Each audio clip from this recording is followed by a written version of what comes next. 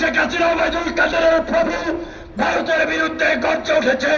ভারতীয় পণ্য বয়কটের আন্দোলনকে পাড়া মহল্লায় গ্রামগঞ্জে প্রত্যন্ত অঞ্চলে ছড়িয়ে দিয়েছে। সরকারের মাথা নষ্ট হয়ে গেছে যে এই ভারত খাজাও আন্দোলন হতে পারে ভারতের মদতপুষ্ট হাসিনা কাদেরদের খাজাও আন্দোলন। তাই আজকে মাথা নষ্ট। তাই আজকে আমরা যারা ভারত বিরোধী আন্দোলন করছি, ভারতের বিরুদ্ধে সোচ্চার, তাদের বিরুদ্ধে মামলা গ্রেপ্তারি পরোয়ানা দিয়ে ভয়ভীতি দেখাচ্ছে। ওরা বলছে ওই মামলা চামলা ওগুলা দূর খেতা পুরি, মামলার গ্রেপ্তারি পরোয়ানা ওগুলা কেয়ার করি না। কিন্তু আপনাদেরকে একটা কথা বলবো, আন্দোলন চালিয়ে যেতে হবে। এই ভারত খেদাও আন্দোলনই হবে হাসিনা খেদাও আন্দোলন। এই ভারত খেদাও আন্দোলনকেই ভারতের মদতপুষ্ট আওয়ামী লীগকে খাজানোর আন্দোলনে রূপান্তর করে ফাঁসিবাদের পতন ঘটাতে হবে। একটা চিন্তা করেন, 28 অক্টোবর যদি ঘোষণা হইতো, বন্ধুগণ আমরা বারবার শান্তিপূর্ণভাবে আন্দোলন করে আসছি, আমাদের দাবি দাওয়া জানিয়ে আসছি। এই ভারতীয় মদতপুষ্ট আওয়ামী ফাঁসিবাদীরা আমাদেরকে বারবার সহিংসতা সৃষ্টি করেছে, আমাদের উপরে হামলা করেছে, আইন শৃঙ্খলা বাহিনীকে লেলিয়ে দিয়েছে। আপনারা প্রতিরোধ করে তুলুন। চিত্রটা কি হতো? এইদিকে মন্ত্রীপাড়া প্রধান বিচারপতির বাসভবনে হামলা হয়েছে। পাবলিক যদি অঘটন ঘটাইতো পরিস্থিতি ভিন্ন রকম হতো। এটা তো ঘটাইছে টিভি। প্রধান বিচারপতির বাসভবনে হামলা করেছিল টিভি।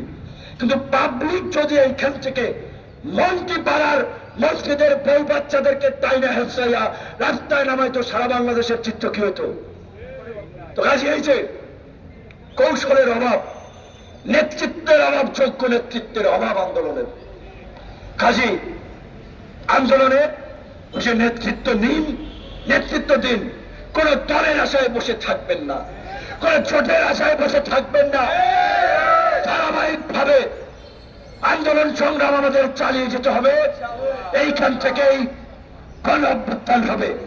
সর্বশেষ সরকারের প্রতি একটা আহ্বান রাখতে চাই, যুদ্ধের ময়দানেও আলোচনা চলে। আপনারা যেভাবে দেশে অশান্তি এবং নৈরাজ্য সৃষ্টি করছেন, তাতে দেশকে গৃহযুদ্ধের দিকে ঠেলে দিচ্ছেন। নাগরিকদের অস্ত্র হাতে তুলে নেওয়া ছাড়া কোনো গতি থাকবে না। আজকে বেনজিরদের মতো দুর্বৃত্তদের বিরুদ্ধে প্রকাশ্যে দুর্নীতি, অর্থ পাচার, লুটপাটের তথ্য আসছে, সংবাদে প্রকাশিত হচ্ছে, কিন্তু বেনজিররা গ্রেপ্তার হচ্ছে না। এখন তাহলে জনগণের কি করা উচিত? সরকার যদি বেনজিরের মতো দুর্নীতিবাজদেরকে গ্রেপ্তার না করে, জনগণের উচিত বেনজিরদেরকে তুলে এনে এই পাল্টার ময়দানে রশি দিয়ে বেঁধে রাখা। সরকারকে বলতে চাই, অনতিবিলম্বে বেনজিরকে গ্রেপ্তার করুন, অন্যথায় আমরা বেনজিরের মতো কসাই কুলাঙ্গার দুর্নীতিবাদদেরকে আমরা জনগণ টেনে হিসে ওই পাল্টন ময়দানে বান্ধে রাখবো। যাদেরকে